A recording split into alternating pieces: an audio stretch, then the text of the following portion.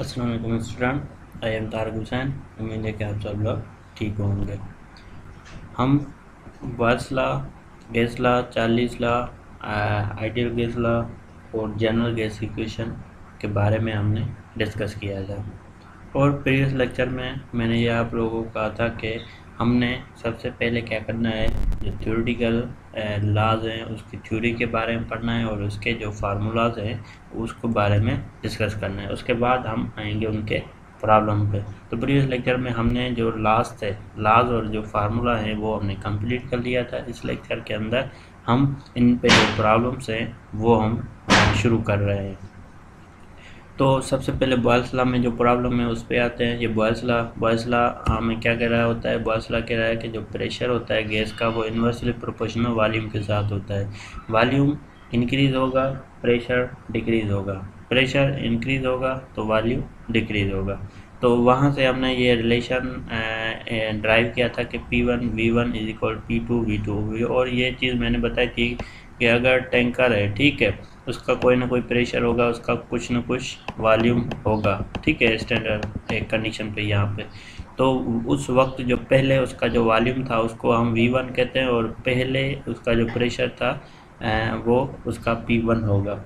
P2 और V2 जब होता है जब इसके ऊपर हम कोई ना कोई एप्लीकेशन लाते हैं, मतलब इसको डिस्टर्ब करते हैं। डिस्टर्ब करने का मतलब है या तो इस पर प्रेशर इंक्रीज कर देंगे, ऊपर से प्रेशर जो आ रहा है, ठीक है, या तो उसको इंक्रीज कर देंगे या तो इस वॉल्यूम के अंदर हम चेंज लाएंगे। अगर वॉल्यूम के अंदर चेंज लाएंगे तो प्रेशर भी चेंज होगा, प्रेशर के पे चेंज लाएंगे तो वॉल्यूम भी चेंज होगा। इसीलिए तो जब हम यहाँ पे वॉल्यूम चेंज कर रहे हैं तो फिर जो हमारा वॉल्यूम चेंज होगा और प्रेशर वो हमें मिल जाएगा P2 V2।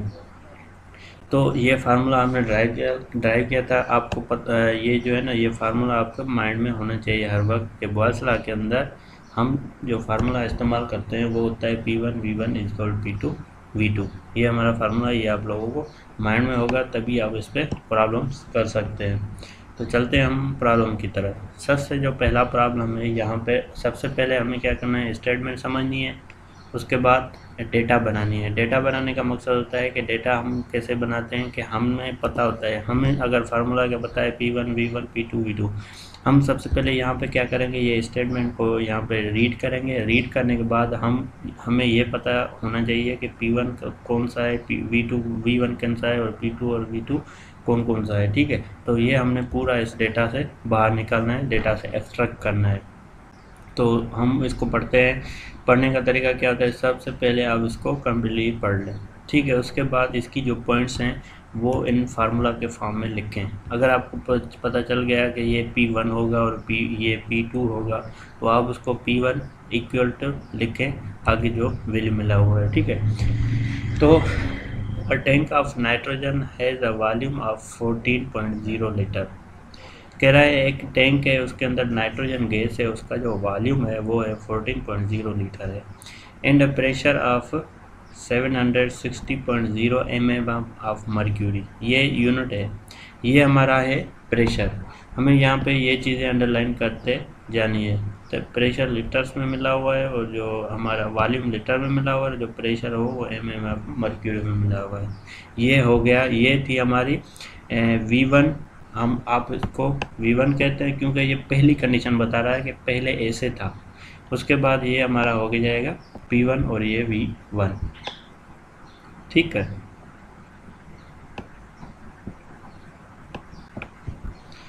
और उसके बाद अगर आगे हम इसको कह रहा है कि find the volume of the nitrogen when it's pressure is change.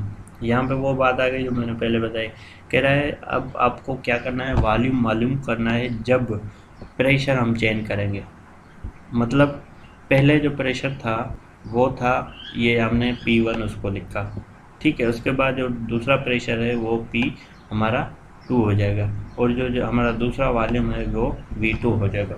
जो चेंज आने के बाद जो हमारा वॉल्यूम और प्रेशर होगा या टेम्परेचर होगा उसको हम P1 V1 T1 लिखेंगे। और चेंज होने के बाद पहले हम P1 V1 T लिखेंगे और चेंज होने के बाद P2 V2 और T2 लिखेंगे, ठीक है। अब यहाँ पे हमें स्टेटमेंट मिल गई है, ठीक है। उसके बाद चेंज टू द चेंज कितना हो रहा है, 400.0 mm ऑफ मर्क्यूरी, ये हमारा प्रेशर चेंज हुआ। While the temperature held constant. हमें पता है कि बॉयल्स लॉ के अंदर जो टेम्परेचर कांस्टेंट होता है, और ये चीज़ होती है इंपॉर्टेंट एक स्टेटमेंट के अंदर लिखी हुई है। अगर आपको कह रहा है कि ये चीज़ कांस्टेंट है तो आपको उस फार्मूले का पता चल जाएगा यहाँ पे बॉयल्स लॉ यूज़ हो रहा है या चार्लीस लॉ यूज़ हो रहा है। यहाँ पे बता रहा है टेम्परेचर कांस्टेंट। आप लोगों के माइंड में ये आएगा कि जो टेम्परेचर कांस्टेंट होता है वो हमें बॉयल्स लॉ के अंदर ही मिलता है, टेम्परेचर वहाँ पे कांस्टेंट होता है, और चार्लीस लॉ के अंदर वॉल्यूम प्रेशर कांस्टेंट रहता है। ठीक है, तो अब मैं यहाँ पे आपको स्टेटमेंट बना के देता हूँ, फिर आपको ये प्रॉब्लम खुद करने हैं पहले। ठीक है, ये आपके लिए एक असाइनमेंट है। ठीक है, मैं आप लोगों को डेटा बना के आसान करके दे रहा हूँ, उसके बाद आप इस फार्मूले के ऊपर, ये फार्मूला मिला हुआ है, इसके ऊपर फार्मूला, इसको प्रॉब्लम को सॉल्व करना है। ठीक है, अगर नहीं हो रहा तो फिर आप मुझसे पूछ सकते हैं, डिस्कस करें, कोशिश करें, आप पहले इसको ट्राई कर लें और हो जाएगा। मैं स्टेटमेंट बना के दे रहा हूँ। हमें क्या करना, हमें इस प्रॉब्लम को हल करने के लिए क्या चाहिए, P1 V1 P2 और V2 ये चीज़ें चाहिए। तो हम ये यहाँ से स्टेटमेंट से निकाल लेते हैं। सबसे पहले हमारा वॉल्यूम, जो ये पहला वॉल्यूम था वो था हमारा V1। ठीक है, उसको हम V1 लिखेंगे, और जो V1 है वो कितना है 14।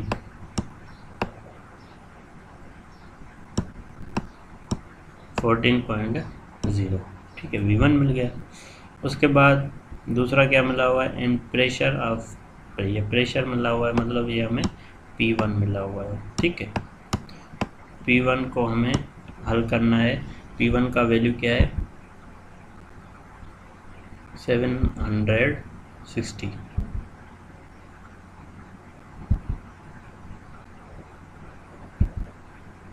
760 mmF मर्क्यूरी। ठीक है, ये का यूनिट, ये हमें मिल गया P1। उसके बाद फाइंड द वॉल्यूम। वॉल्यूम पहले तो हमें ये मिला हुआ है, अब वॉल्यूम कह रहा है दूसरा वॉल्यूम भी मालूम करना है। इसका मतलब है हमें क्या करना है, V2 मालूम करना है।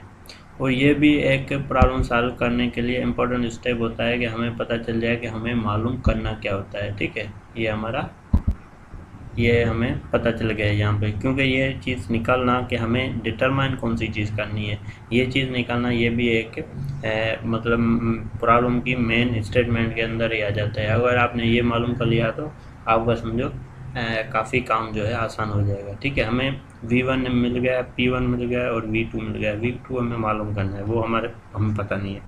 उसके बाद आगे स्टेटमेंट में लिखा हुआ है कि जो प्रेशर है, मतलब पहला प्रेशर P1 तो ये मिला हुआ है, जो P2 है वो है 400। तो हमें क्या करना है, हमें वो प्रेशर लिखना है। ठीक है, ये हमारा P2 हमें मिला हुआ है। ठीक है, P2 हमारा क्या है 400। इसको आप यहाँ पे ऐसे ले सकते हैं। ठीक है, ये हमें मिल गया। अब आप लोगों को किस चीज़ की ज़रूरत है, आपको क्या मिल गया, V1 भी मिल गया, V2 भी मिल गया, P1 भी मिल गया, P2 भी मिल गया। तो आप लोगों को ये फार्मूला पूरा सॉल्व कर सकते हैं। P1 की जगह P1 का जो वैल्यू है वो रखेंगे, P2 की जगह जो P2 का वैल्यू है वो रखेंगे। ठीक है, और V2 की जगह जो V2 हमें करना ही मालूम है तो उसकी जगह हम क्या करेंगे, यहाँ पे x रखेंगे, वहाँ पे कुछ भी नहीं होगा हमारा। ठीक है, हमने x रख लिया यहाँ पे। फिर हम इसको सॉल्व करेंगे। ये तो बेसिक चीज़ है, आप लोगों को पता नहीं है। अगर हमें x, ये V2 मालूम करना है तो P2 इसके साथ मल्टीप्लाई करा है, जब इस साइड जाएगा तो इसके साथ क्या करेगा, इन दोनों के साथ डिवाइड में आ जाएगा नीचे इसके।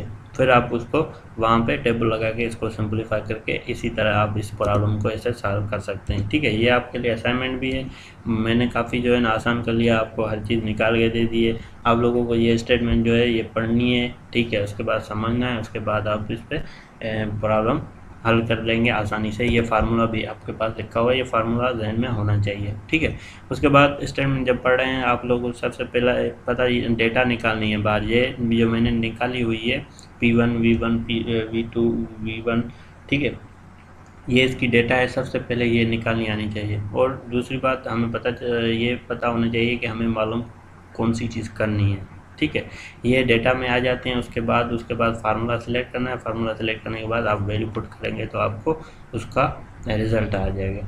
ठीक है, तो इसको सॉल्व करना है। अगर आप लोगों को नहीं आ रहा, मैंने काफ़ी कर लिया है, बस सिर्फ जो है इसकी मल्टीप्लिकेशन डिवीजन रह गई है, वो खुद आप कर सकते हैं उसमें। ठीक है, थैंक यू, शुक्रिया। आज के लिए इतना, मतलब कल नेक्स्ट जो प्रॉब्लम होंगे वो हम डिस्कस करेंगे इसके ऊपर। ठीक है, थैंक यू।